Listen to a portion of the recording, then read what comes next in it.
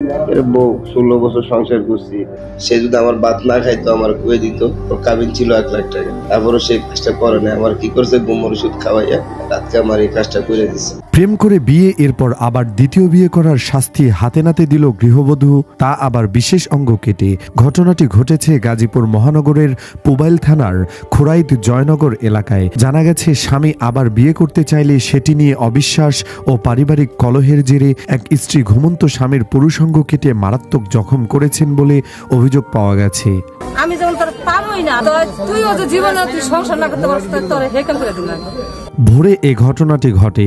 আহত স্বামী মোহাম্মদ আকাশ পেশায় সাপুরে। তিনি বর্তমানে গাজীপুর শহীদ তাজউদ্দিন আহমেদ মেডিকেল কলেজ হাসপাতালে চিকিৎসাধীন রয়েছেন। পুলিশ ঘটনাস্থল থেকে দ্বিতীয় স্ত্রী মিম আক্তারকে আটক করেছে। পুলিশ ও স্থানীয় সূত্র জানায়, ভোররাতে স্বামী আকাশ ঘুমিয়ে থাকার সময় স্ত্রী মিম ধারালো ব্লেড দিয়ে তার পুরুষাঙ্গ কাটার চেষ্টা করেন।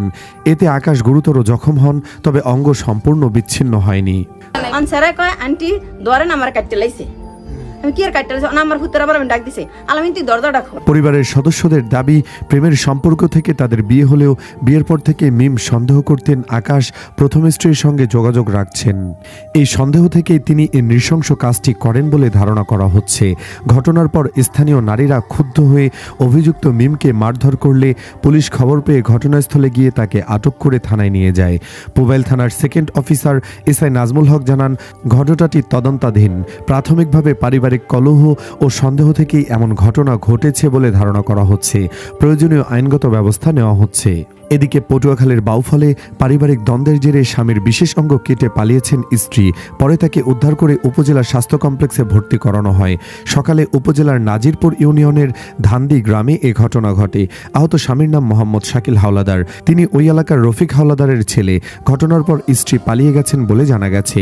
শাকিল হাওলাদারের স্ত্রীর নাম সাথী আক্তার। তিনি একই ইউনিয়নের ছোট ডালিমা গ্রামের মোহাম্মদ ইউনুসের মেয়ে। শাকিলের স্বজন ও স্থানীয় সূত্রে জানা যায়, প্রায় 1 বছর আগে অন্যের স্ত্রীকে ভাগিয়ে এনে বিয়ে করেন শাকিল। বিয়ের পর থেকে তাদের দুজনের মধ্যে দ্বন্দ্ব চলছে। একাধিকবার মারামারির ঘটনাও ঘটেছে। এ নিয়ে একাধিকবার সালিশের বৈঠকও হয়েছে। রাতেও দুইজনের মধ্যে ঝগড়া হয়। সকাল 7টার দিকে ঘুমন্ত স্বামীর গোপনাঙ্গ কেটে ফেলেন স্ত্রী। পরে স্থানীয়রা উদ্ধার করে তাকে হাসপাতালে নিয়ে আসেন। ঘটনার পর স্ত্রী পালিয়ে যাওয়ায় তারও কোনো বক্তব্য পাওয়া যায়নি। উপজেলা স্বাস্থ্য কমপ্লেক্সের দায়িত্বরত চিকিৎসক ফাতেমা আক্তার জুথি জানান, ধারালো ছুরি বা চাকু দিয়ে গোপনাঙ্গ কাটা হয়েছে, পুরোপুরি কেটে বিচ্ছিন্ন করা হয়নি। প্রায় 70% কেটে ফেলা হয়েছে। তবে রোগী আশঙ্কামুক্ত বলেও জানান চিকিৎসক। এ বিষয়ে বাউফল থানার ওসি মোহাম্মদ কামাল হোসেন বলেন, এমন কোনো অভিযোগ পায়নি। অভিযোগ পেলে আইনানুগ ব্যবস্থা নেওয়া হবে।